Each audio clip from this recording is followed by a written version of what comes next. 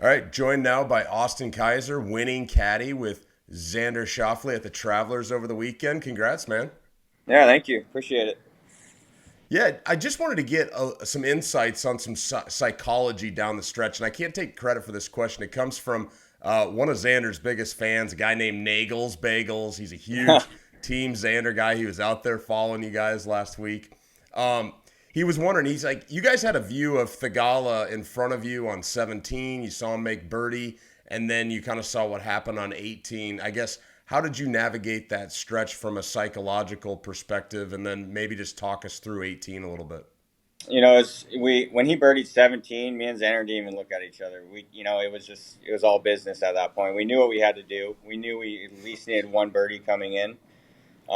Hit it in the fairway on 17, so it was a good start. But I mean, we there was no worry in his face or my face. It was just like, hey, we got two good birdie opportunities if you hit the fairway on the last two. So from a psychological standpoint, we knew what we had to do, and I think we kind of used past experiences to kind of just work our way through the day. Because it was a tough day. It was windier than any other day, and greens were getting really dicey and firm. So we knew we just had to be patient and strike when we needed to. So Well, you hit a seat up the last on the 18th hole and then capped it off with a birdie. Um, you guys were hot the first 2 days, got off to a fast start. It was like 14 under the first 2 days. I guess, how did it feel to close out that 54-hole lead? that was huge. Moving forward.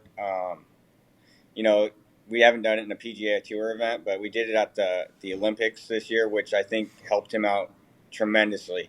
He kind of looked back on that day, and we picked apart things that we did well at the Olympics, and we kind of just used those to our advantage, yesterday, and it paid off huge in the end. I had a couple that I wanted to ask you. Just what stands out for you personally from the week? Maybe two different times. One, a time where you said something to Xander that ended up making a difference. It was more so at the beginning of the week before it even started. We were talking about, the week before the U.S. Open and how you got to kind of get good breaks to win out on tour. And the big, the big turning point was Sunday on hole 12 when he hit the cart pass, which was a terrible break. But then he got the good break by staying up on the fence, and we ended up taking unplayable instead of re-teeing. So that was kind of the moment that we both looked at each other and like, there's our break. That's the one that could win us this tournament. So that one shot right there was, I think, the key of the whole entire week. To be honest. I didn't I didn't see that, but I did see earlier in the week. Like, I mean, that hole, I was telling somebody, I think that takes more victims for out of bounds than any hole on the PGA Tour. And for you guys to get that break, that's huge. Yeah. What about a time when you didn't say something? Is there anything that stands out where you kept your mouth shut and it paid off?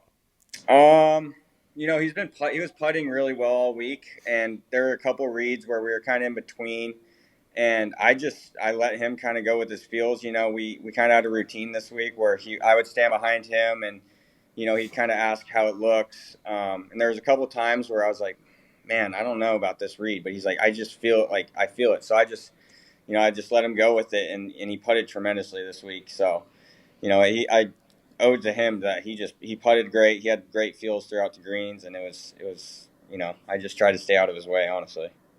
Well, that speaks to how comfortable you guys are with each other, how much trust you have in each other.